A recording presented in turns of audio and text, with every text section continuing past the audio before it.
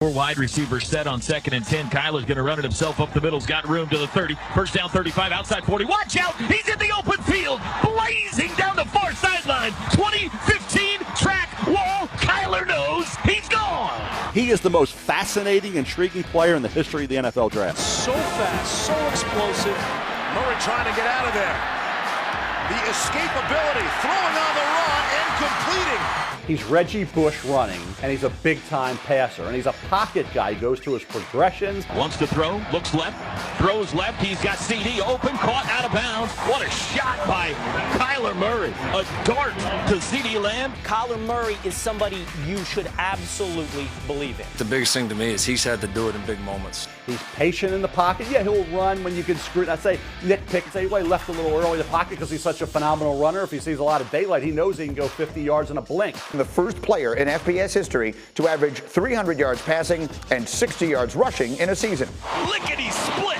Touchdown. He also generated the highest QBR in the history of that metric. He made some throws in the Big 12 championship game where you're sitting there going, I don't care how tall he is. I want some of that on my football team. From a beautiful throw by Kyler Murray.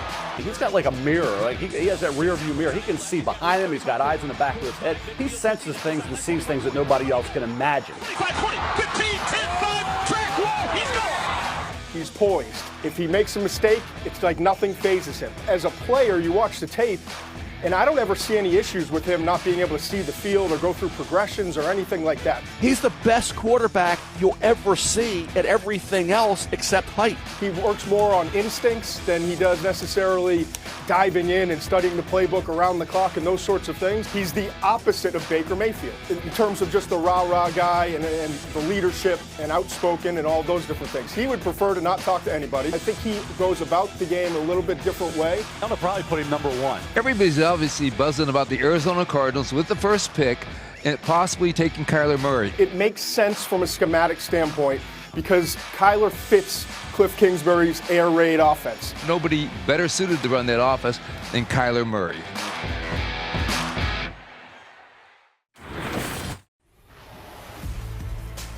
Lot to like about Dwayne Haskins from Ohio State. Dwayne Haskins has been outstanding. When you watch this kid throw the ball, it's special. Dwayne Haskins is going to be a star. He was the 6th quarterback in FBS history with 50 passing touchdowns in a year. Rewrote the Ohio State record books. To the near sideline, got a receiver there. Caught! Buckeye touchdown! He has great natural touch and timing as a passer. You talk about poise in the pocket, climbing the pocket, sees the field really well, picks out that 3rd, 4th option, and his accuracy, putting that ball right there where it needs to go. He's amazing with the ball. He can make any throw on the field. I think the sky's the limit for this kid. It may take a little bit of time to season him. You have to remember, he was only a 1-year starter. He doesn't have that much experience. It's going to be difficult for him. The spotlight would be huge. Does he have what it takes to have instant success? Those are my questions. The mobility is interesting with him because he's not a threat as a runner. He's not fast, but he does have enough mobility, and he's quick inside the pocket. You have number 6, Haskins, headed to the Giants. Well, I think the right fit for the Giants. They want the heir apparent to Eli Manning. I think the only question is it going to be 6 to the Giants, or is the team going to move up ahead of the Giants to go get him? Block from the gun. Tosses to the end zone. Yes! Touchdown! Missouri! That's how Drew Lock wanted to come out slinging.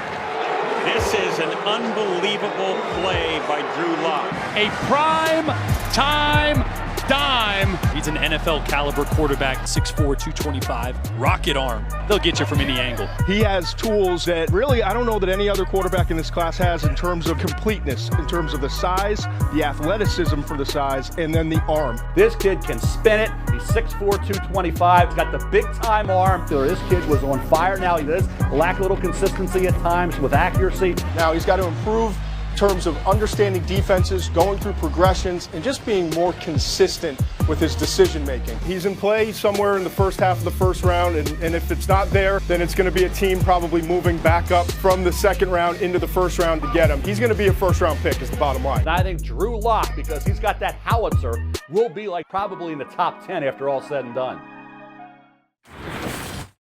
Daniel Jones, and he faked the run, threw it right into coverage. It's caught. He's there. Touchdown, Daniel Jones. One thing I'll say about him that I really respect is his toughness. Been coached well. He understands the game. David Cutcliffe is kind of the quarterback whisperer. He has been. And Daniel Jones, I think, has benefited from that. Daniel Jones is a pretty good athlete. Think about his size, Brady-like, his arm, his compact release. When he gets going, he can move it out at that 4.8 speed. He had 185 yards rushing in one game this year against North Carolina. Movement within the pocket he's got to work on. Dips that head at times. I don't think he's quite as mobile or twitchy, if you will, as some of these other guys. I don't love him and saying he's elite. He's going to be a franchise quarterback. You know what I want to see out of Jones is a little more intensity. I like passion. I think he has to be in the right system, and I think he has to do everything right from a mental standpoint if he's going to be successful. Daniel Jones, I think, for the Chargers or the Patriots would be a good heir apparent to Brady or Rivers. At some point, Tom Brady's going to retire. Is it going to happen when he's 45, 50? We don't know, but it's going to happen. I think he's more of a second, third round grade, a guy that you bring in and you expect him to be a good backup. Maybe he develops into a starter. I think he just needs to be in the right situation and the right system if he's ever going to become a good starter in the league.